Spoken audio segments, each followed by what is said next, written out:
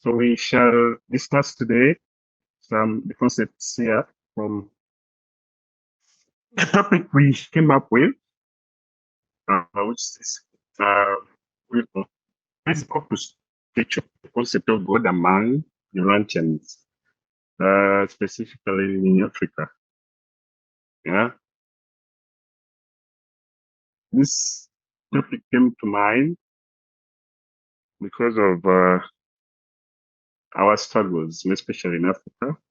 Most of us are highly physical in our belief systems, where we have people still believing in so many aspects of what they see other than what we can't see. So I would like to start up with a reading from the slides. At one time or another, mortal man has worshipped everything on the face of the earth, including himself. He has also worshipped about everything imaginable in the sky and beneath the surface of the earth. Primitive man feared all manifestations of power.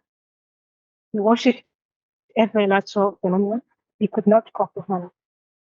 The observation of powerful nature forces such as storms, floods, earthquakes, landslides, volcanoes, fire heat, and cold greatly impressed the expanding mind of man. The inexplicable things of life are still termed acts of God and mysterious dispensations of providence.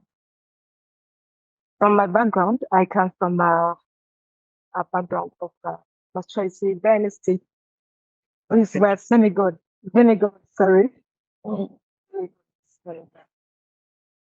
We worshipped the fire, stones, mountains, go to the forest, and this is where our prayers were answered from. The demigods were not seen, but they could come up in somebody probably by being possessed, and then this person speaks to us what exactly they need from us or what we need for ourselves. They would probably foretell, and that's what exactly we need to hear. So with that, we always worship them. We also have a culture here in the center of Uganda. They have given names to aspects like Musisi or aspects. So definitely worship and know this was their God and was speaking to them. Same as the volcano, the fire and the heat. In my culture, we always sat around heat, fire, and worship.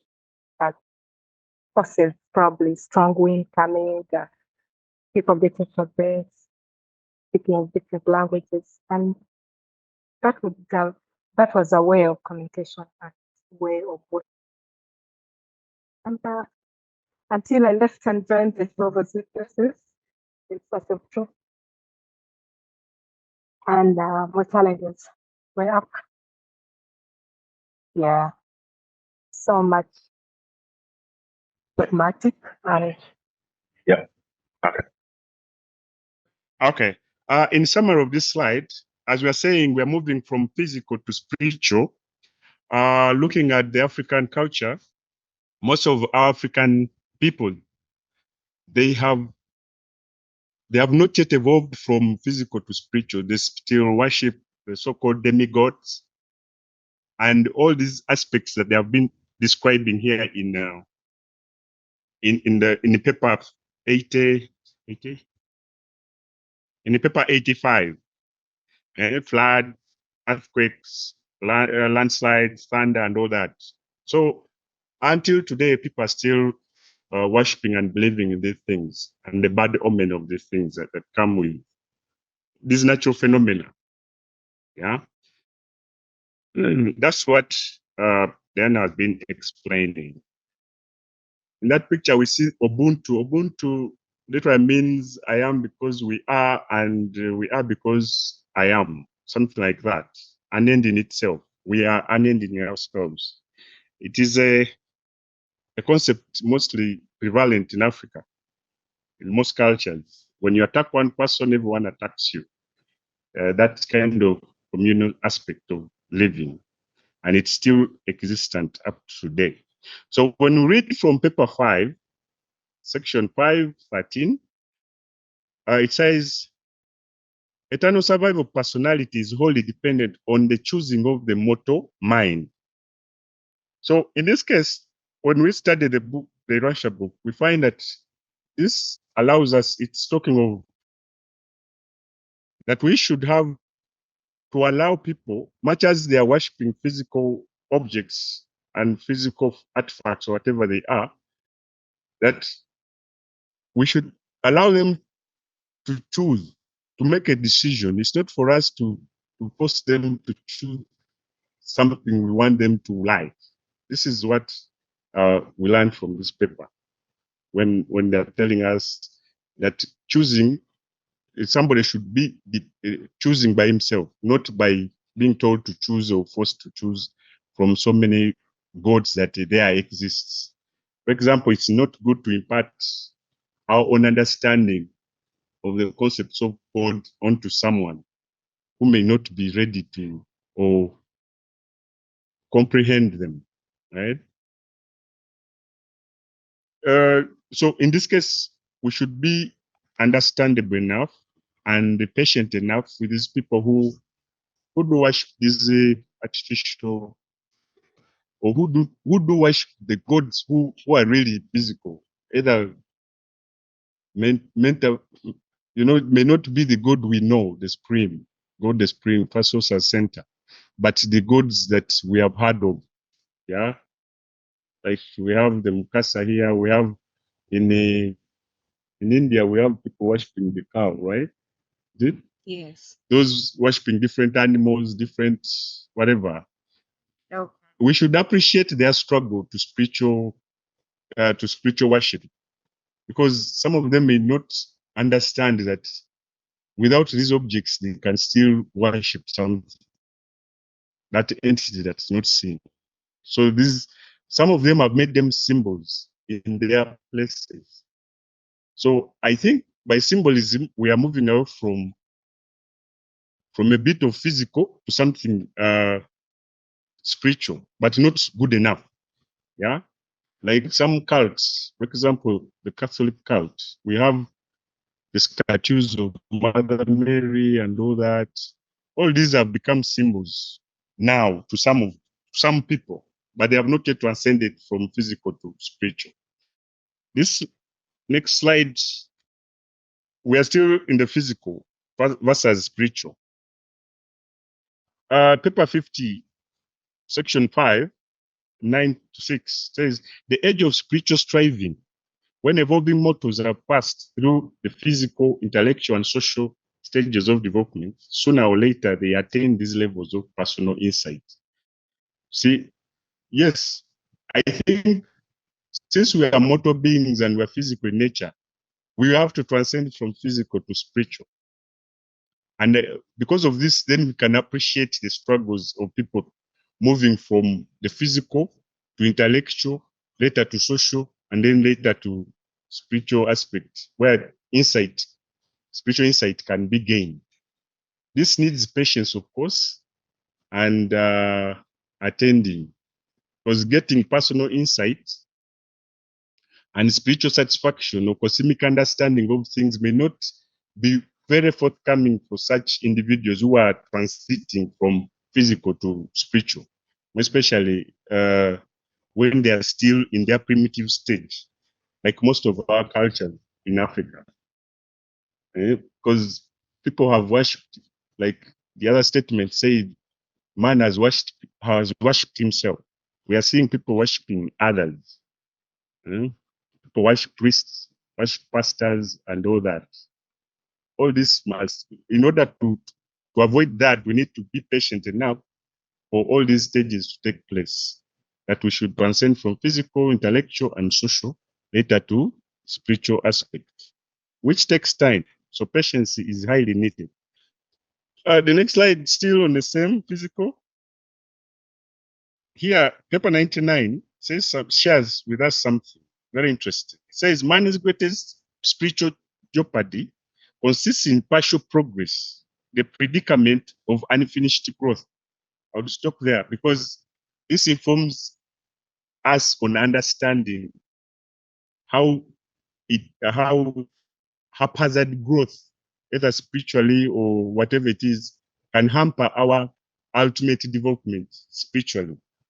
What does this mean? It means that, for example, our cultures have suffered a lot in relation to rampant blasting of religious aspects and concepts from various religious cults, right? We have in Africa, Christianity came. We have Islam, Buddhism. We have a lot of these cults coming in, and they have bombarded us with a lot of the concepts of God that in the prospect that we need to grow faster to catch up with already grown up concepts from where these cults come from, right? For example, Christianity. Here we have people who have amalgamated, who have used Christianity to benefit themselves other than benefit the souls of men. Yeah, they have wielded the Bible as their book to use it as a sword against their fellows by maligning their concepts and understanding of God through either misconceptually expressing God under the understanding of God, which in turn impedes the development of spiritual growth. Because then somebody uses the Bible to curtail your free will, to curtail the total justice growth in someone, or triggering or enhancing the total justice function in human by slowly enslaving or by making one subordinate to a given, either a given cult system or a given individual, such that they dictate on what you should think or do. And that is highly not so good, because then we have half-baked people who do not understand the concepts, but they seem to know them, but they don't understand the meanings and what the progress of such statements or whatever they intend to do. They have been made stuck in their thoughts for the benefit of the shepherd, if I may use the word. Yeah. And then this curtailment has made it highly impossible for some people to transcend from mere physical aspects of worship to spiritual. Because now some people say, if I don't go to such and such a pastor, I will not be healed of a given disease or whatever. I will not get the blessings I need. And so that attachment and self-aggrandization of some people has made it hard for people to transcend from physical to spiritual. Okay, so next slide, we are saying what do we need to do? Hope for spiritual worship and progress. Paper 81, 6 to 10. Science teaches man to speak the new language of mathematics and trains his thoughts along lines of exerting pressure. And science also stabilizes philosophy through the elimination of error, while it purifies religion by the destruction of superstition. Yes, thank you so much. Just as self-explanatory as 84, paper 81, section 6, paragraph 10, as she has read, our people are highly superstitious, and because of superstition, they can be preyed on by the trait of fear, right? And here we are saying the hope in spiritual worship and its progress can be got through science. Much as science is not an end in itself, as in it cannot explain all that is, but at least it can commiserate on the missing gaps within the development of spiritual growth. And here we are seeing that it helps eliminate error because science tries to get facts. Yes. And then with it, it tests some of the superstitions that some of our cultures have and clans and families. And therefore, as it does this, there are some superstitions that will be laid to rest, as in destroyed or put away. But of course, as we know from the Urantia book, science alone is not, cannot explain all that we have in the universe, spiritually and all that. So we need other science or other subjects to help us understand better the spiritual world. For example, we need philosophy to help us understand some concepts of God. We need theology, religion, to help us get the details of how the whole celestial world works and the spiritual aspects that we strive to achieve, and to understand better God and know him and want to be like him. Okay, next slide, we have the hope for spiritual worship. Again, can be seen in paper 156, section 5, paragraph 5. It says, among many other things, I know you can read, it says, if you should, I've started from the middle there, if you should be truly triumphant over the temptations of lesser and lower nature, you must come to that place of spiritual advantage, right? Spiritual advantage, where you have really and truly developed an actual interest in and love those higher and more ideal. Your mind is desirous to substitute for the lower and lesser idealistic habits of behavior that you recognize as temptation. This is very interesting, a very, very interesting statement in understanding that for us to be able to help and guide those who are still in the physical worship, we need to first ourselves get to that point where we are spiritually aware, have insight, in order to guide our fellows, those who are still within the physical worship. Because then you can be able to, one, defend your position in spiritual worship, two, to clearly explain and show the truth of spiritual worship and how important it is to spiritually worship than physical worship. Okay, so there we go. We are one. Yes, this is very interesting because one thing I like of the Urantia book, it has the ability to teach us that we have the thought adjuster with us. Yeah, that this gift of God to us that sits in us forever so spiritualizes us towards God. And for that reason, this is a high prerequisite for us to move from physical to spiritual. And in itself, it can make us spiritual because its function in us is to make sure we are spiritualized towards paradise, towards God. And also it helps us in our many struggles to finding God and being like him.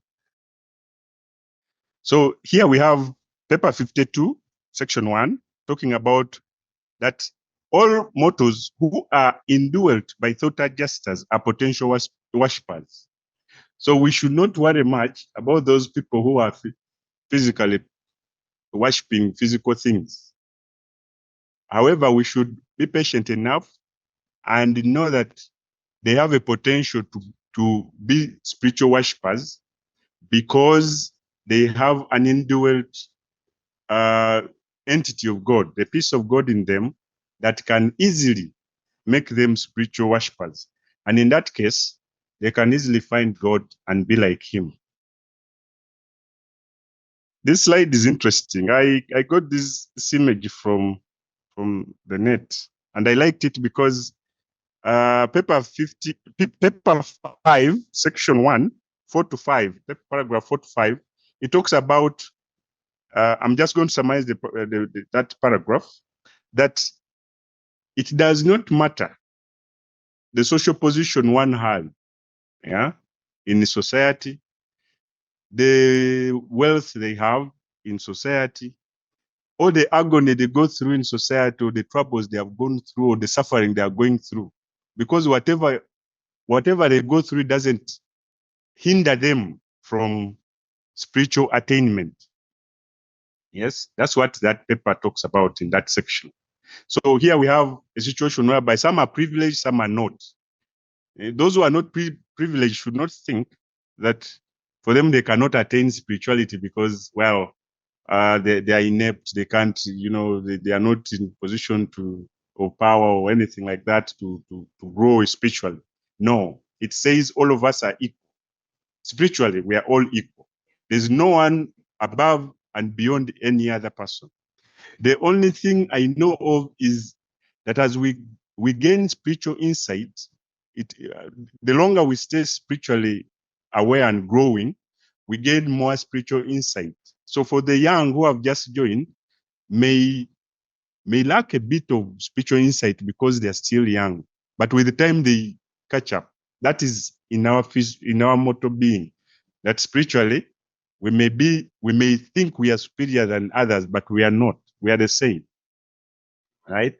The only thing is that this one may have discovered the book yesterday, and then another discovered the book 70 years ago. But however, that does not mean that that one of 70 years ago has more insight, because it may depend on how one relates with the celestial world, with the spiritual world. Because one can discover it today and is boom, all over the place. He's spiritually aware and active and all that activated. Yeah, and that's very important.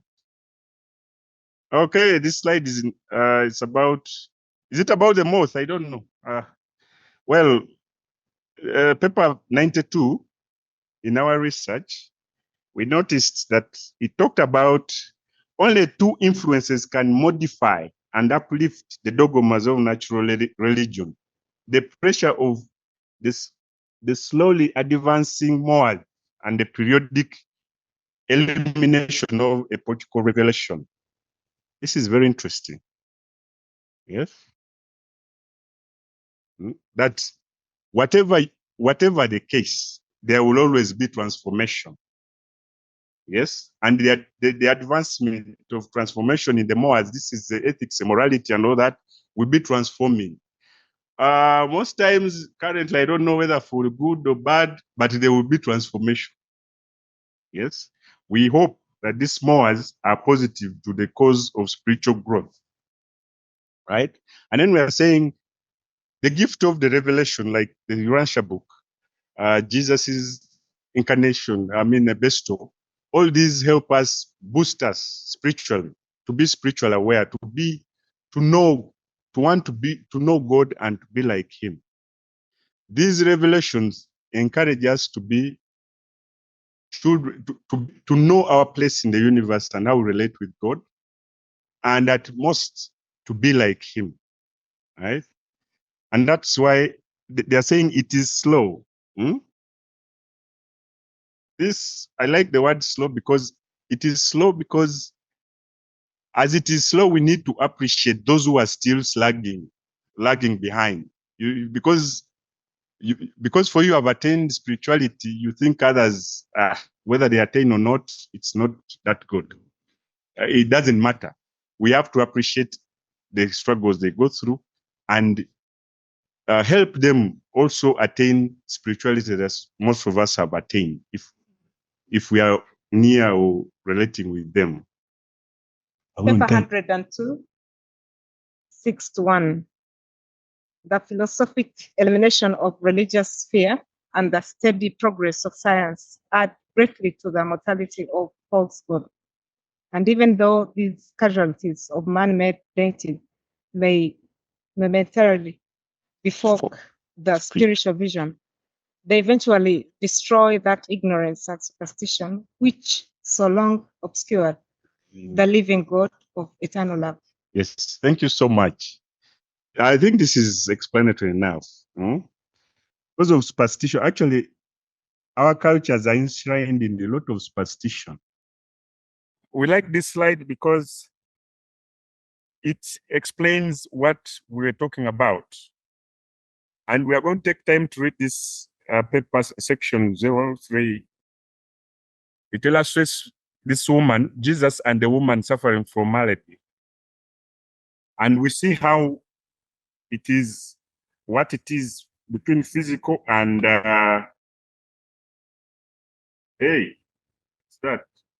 between physical and spiritual. Here we say, when Jesus heard this, he took the woman by the hand and lifting up, said, "Daughter, your faith has made you whole. Go in peace." It was her faith and not her touch. And not her touch that made her whole. And this case is a whole illustration of many apparent miraculous cures which attended upon Jesus's earth career. Now, this summarizes what we have been talking about. This summarizes what we have been talking about. That it is when we explain to people about moving from the physical aspects of worship, worshiping physical objects, to spiritual worship, we are talking about faith and their belief that it will be done, right? Like this woman says, when Jesus told her, it was her faith and not her touch that made her whole. This case is good illustration of many apparent miraculous cures which attended upon Jesus's earth career, but which he in no sense consciously willed, right? The passing of time demonstrated that this woman was really cured of her malady, right? Her faith was of the sort that laid direction, that laid direct hold upon the creative power resident in the master's person. With the faith she had, it was only necessary to approach the master's person. It was not at all necessary to touch his garment. That was merely the superstitious part of her belief. This informed us of all the things we have been talking about. That it is not the touching or the seeing of these objects that we worship that makes us godlike or whatever, or get healed of certain ailments or whatever. But it is the faith that we have that will always make us spiritual or whole again. And this is what is explained when this woman touched this the master's cloth, right? So when we meet the people worshiping physical objects, it is interesting to let them know that it is by faith and not physical that we get spiritual, right? In conclusion, therefore, spiritual development depends on what we have gathered from the Urantia book so far. Maintenance of a living spiritual connection with the true spiritual forces. Yes? Which are these true spiritual forces? For example, we have the thought adjuster in us, the spirit of truth, the Holy Spirit within us, right? These entities work in us to make us whole and also to guide us towards paradise, towards the Father, right? And then bearing of spiritual fruits. This one can be found in paper 100, section 2, right? So when you have these, then you are surely towards spiritual growth and spiritual worship. Thank you, Kat and Diana. Thank you very much. I know it's hard with the technology and your phones, but you did a good job, and thank you for sharing, and thank you for that good presentation. I'll open it up to questions and discussions, but I'll start it off. I really think you included 3 or 4 different things that are super important for anyone studying or anyone sharing the book that sometimes we skip over because we don't we just assume it, or we want to get to the end. We want to get to the to the final connection with the person, but it has to go in a certain way. And I like how in the beginning, the very first thing you started with was respecting the individual choice, the individual will. You can't force anything on anyone. You can't say, oh no, you can't believe that, you must believe this. That is not going to lay the right foundation for any growth. You have to show them or lead them, or and let them make their own decision. So when you have the people who are worshiping the fire, or think the earthquake was God. Well, it's not too different in any culture, right? We might not use the same words, but there are many people in all cultures of the world that think that have that, are tied to material things, even if it's not as so-called primitive. And we are not going to get anywhere by just telling them they're wrong and saying you must change. You have to take them through step by step, as you did, so they make that choice themselves. Andre, did you have a question? All right, so I'm Andre from Texas. Hello, everyone. Hello, Uganda. So I've been taking notes, and I may have more statements than I have questions, but I'll try to pose a few questions in there. What I do is I'm a screenwriter, and I'm currently working on a screenplay, and I'm using the knowledge from the Urantia book as the background story for my story, which is based on free will, human free will, and how humanity has gotten to the place where it's at today. And it goes back to the Lucifer rebellion. And the Urantia book describes we live in a system, a space system called Satania, in which there's already 619 inhabited worlds. This thing is really grandiose, right? This thing called life, this we live on a life experiential planet. I call it a terrarium, in which it's essentially is an experiment for those who have created this planet. So this goes into our personal insight, our spiritual satisfaction, our cosmic understandings, our allowance of free will. You mentioned the abridgment of free will in Africa, in which they're using the Bible as a sword, and the forced belief versus, and which goes against our allowance of free will. I want to post a couple of more things on here. Andre, thank you. That's great. Okay. Very good. Okay. Let's see. Let's see if. I just want to make sure everyone gets a chance. Fair enough. Thank you. Go ahead and post your things. It's very interesting. Kat, do you have thoughts on the Andre's perspective with the planets and free will? Yeah. Thank you so much for sharing. I've liked the in-depth understanding of the Urantia book by Hugh. Okay, free will. There's a time I asked somebody, is free will free? Well, it depends on how you understand it. However, well, you've talked a lot about planets, inhabited planets, and all that. What others? Well, for now, let's talk about free will. Like, it's like a gift as well from God to us. Yeah, that we are free to choose what we think is right and what we think is wrong. But at a deeper understanding of free will, I don't know how I can explain it. If we go deeper in understanding free will, we may find it not free as it is, right? It is not free. We have to earn it. We have to, because you have to gain insight in order to exercise good free will that can be of value to other celestial beings, or to fellow humans and all that. Because you can use free will to do wrong and all that, But we're talking of free will. You choose it. You choose to do something and be responsible for whatever you've chosen. However, for example, can you know everything about something before you make a decision? So many times we may not privy to all the information we need to make a given decision. So somehow you may be inept in that case.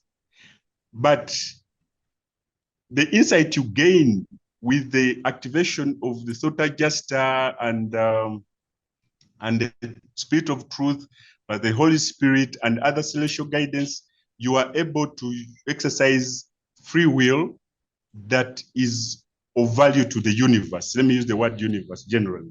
Yeah. So yes, you talked of Earth being number 0606.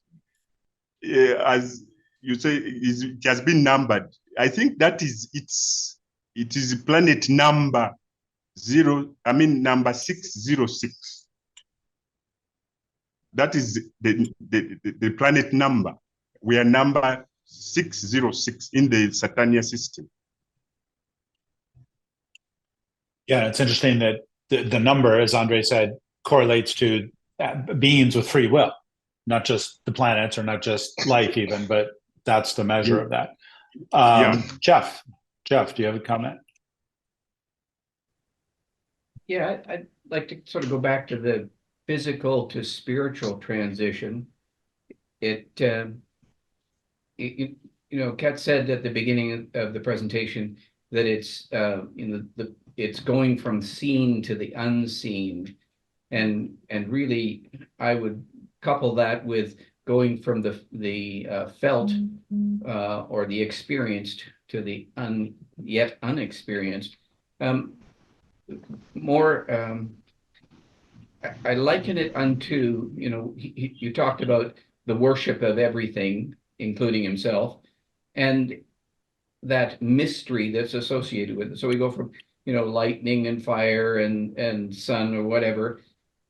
Once we understand those from a scientific standpoint, they lose the mystery, they lose the ability to worship. So I think it's really, a big factor of education, of the actuality.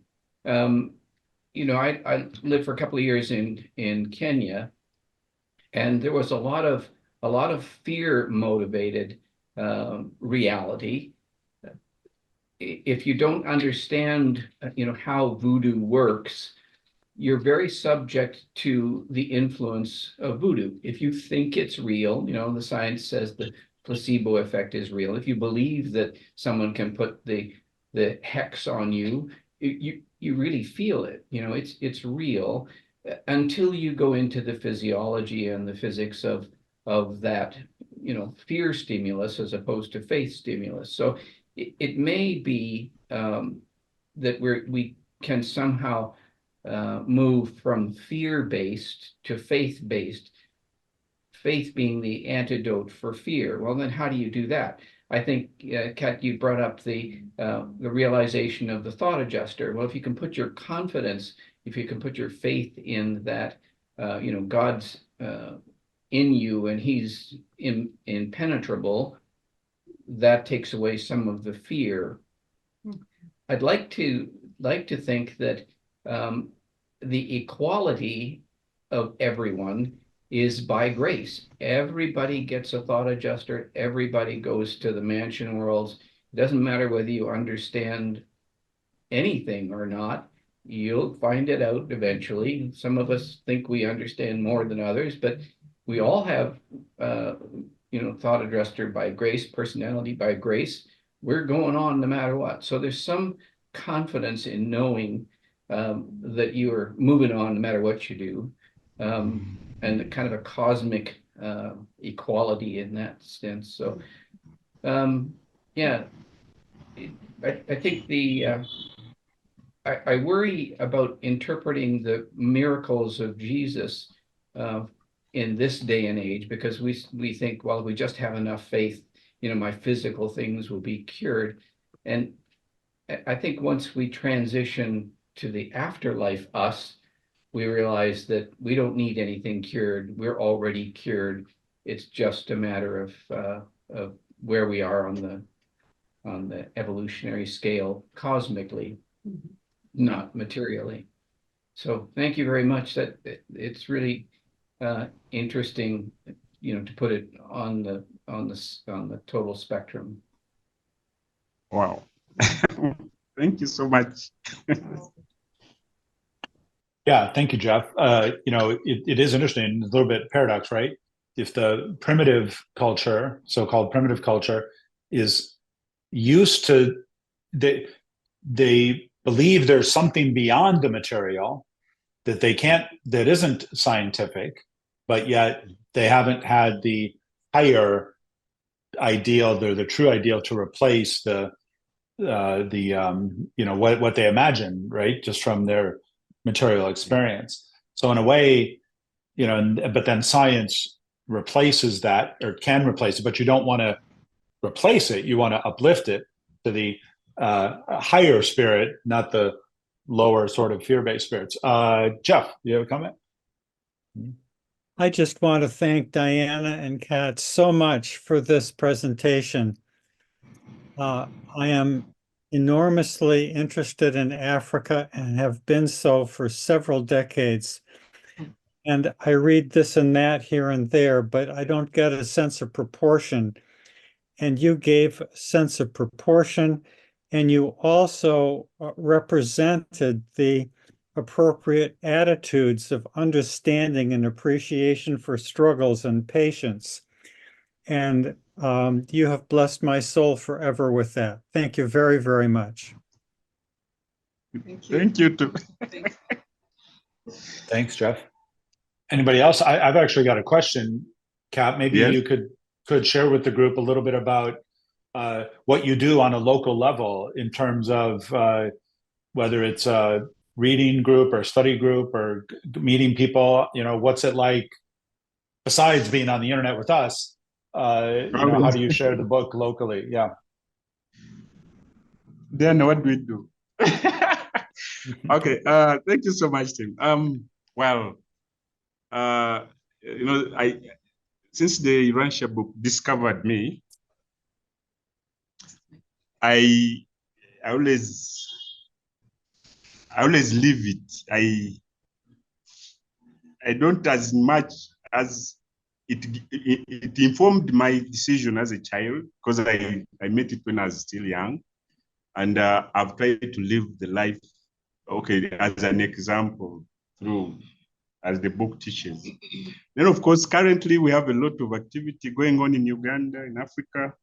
I'm in touch with the Nigerians, brothers and sisters there, the Ghanaians.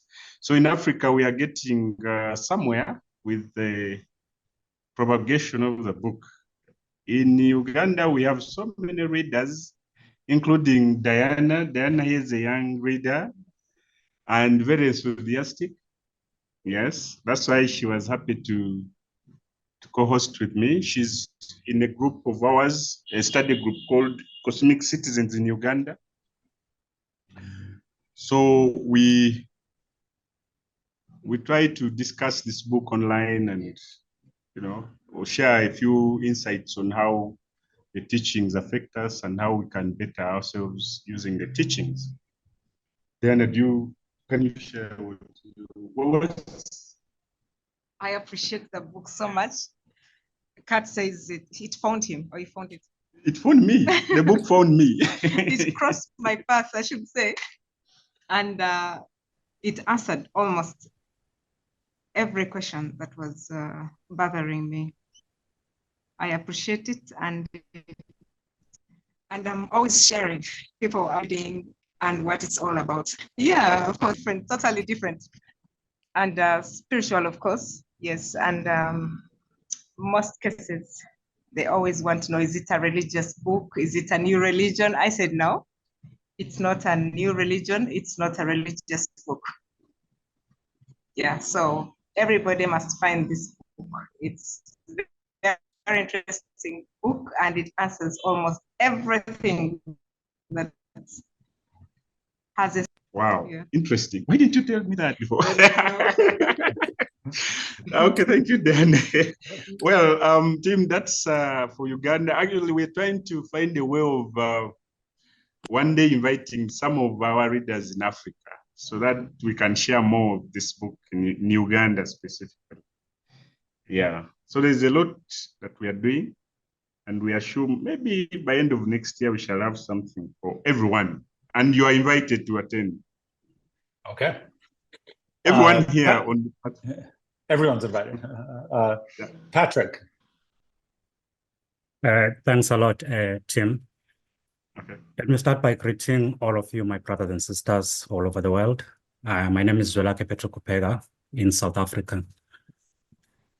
Let me first start by saying I'm very happy and impressed by the presentation by my sister and brother in Uganda. I'm meeting them for the first time online, but it's very encouraging and satisfying to see two of our very own sharing these wonderful ideas and teachings of the Urantia book online with the rest of the world. Kat, you talked a lot on the concepts of spiritual growth and the physical aspects of it.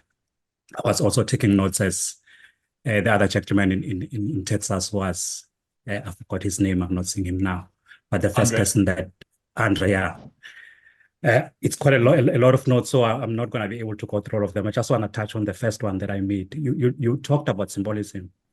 You talked about symbols, and you made examples with Catholics and statues like a statue of Mary and so on. Let me pose this as a comment, not as a question. I'll come with a question later. In my view, I'm not a Catholic, but in my view, I don't think that they are using those symbols as objects of worship, but I wouldn't know, I'm not a Catholic. But what I want to drive into is, don't you think symbols have a role to play? Of course, we should not be using symbols as an object of worship, but don't you think symbols have a role to play in a person of, in a life of even a religious person? I'll give you a few examples. Take, for instance, in our own beliefs as Urantia book followers, we have the three concentric circles, which are a symbol of Trinity. And they were used by by Gabriel during the revolution, the Lucifer rebellion, to represent the God of Trinity, our Holy Trinity in paradise. That's a symbol that we have in the Urantia book, and it's got some meaning. It's not an object of worship, but a symbol that has a certain meaning. Also, Lucifer has his symbol, the red dot with a white background. There's a symbol there. Yes, but let's take it back. That's just one example from the Urantia book. And then I'm quoting another example from page 2019 in the Urantia book, which I'm going to just read the first sentence of paragraph 2 on that page. It reads as follows. This is on paper 188. It's one of the papers that I'm studying as part of the course that I'm taking that is being led by Tim as the facilitator. That paragraph reads as follows. The cross is that high symbol of sacred service, the devotion of one's life to the welfare and salvation of one's fellows. You can see from this sentence that the cross is a symbol.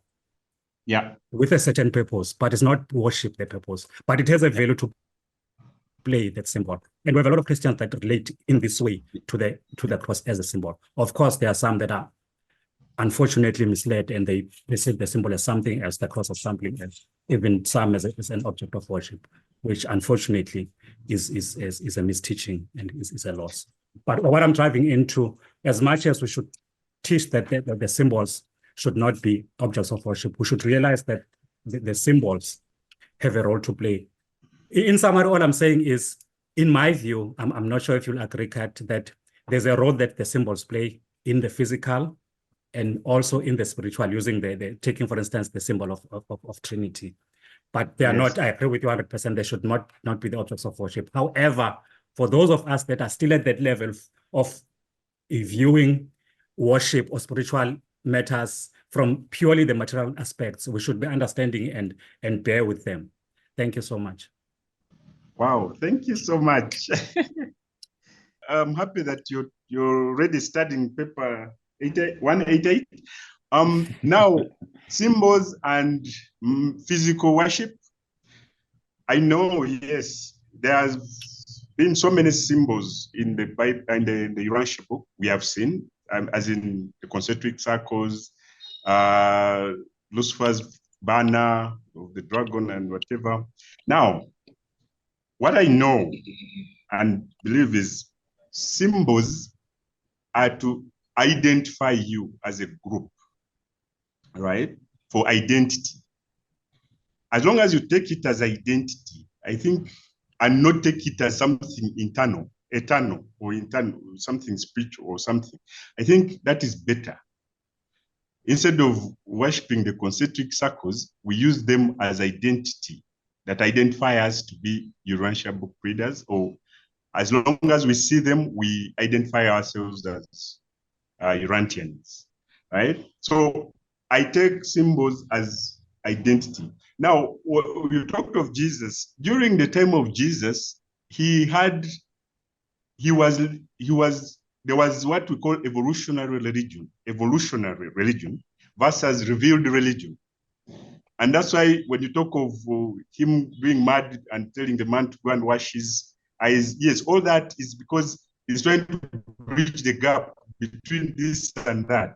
So there were a lot of things Jesus may have done that were a bit related to what was of the time, right? And some things were done, like, for example, Jesus dying on the cross, and earth, according to the Rashi book, is called the world of the cross. We're known as the world of the cross. It became a symbol. Actually, I read somewhere where they said it is the only planet where we kill the god. So it's very interesting. Thank you for the insight. Thanks, Kat. Yeah, that is very interesting. And when you think about the symbols being identity or just reminders, of the Trinity, reminder of the universe, and or the communion, right? The what is it? It's the remembrance supper. Do this and remember me. Don't worship the water or the wine. Don't but use it as for your mind to remember I was here, to remember what I did. And obviously same thing for the cross. Estelle. I'm also from South Africa. And while we were talking about voodoo and, all these things that happen in Africa, I was thinking of a story I once read. And it was about a young married girl, and she didn't get along with her mother-in-law so well. And she went to the Sangoma and asked for something that she could put a spell on the mother-in-law or get rid of her. And the wise Sangoma gave her a little bottle of balm to rub onto the mother.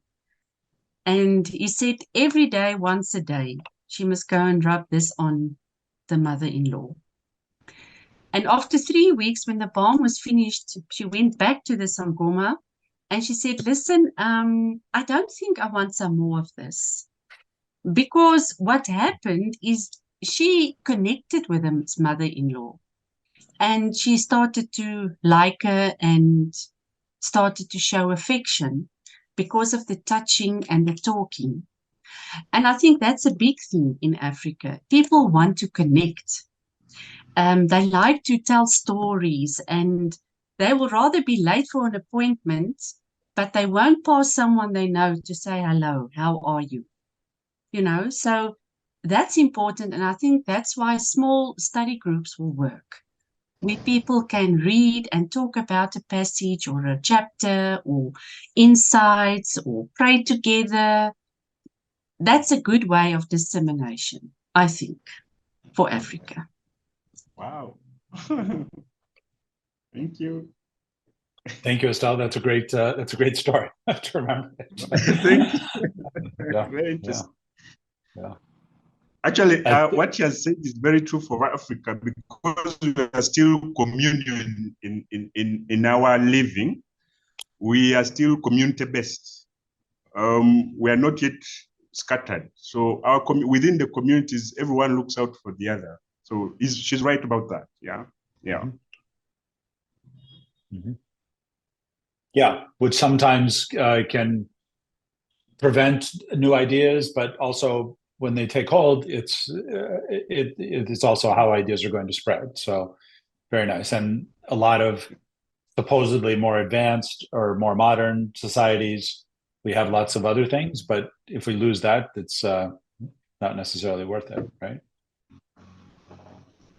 I want to say before we stop too, because I thought it was really important, just the emphasis that you put on science, obviously to bridge that gap between the superstition and reality. And, you know,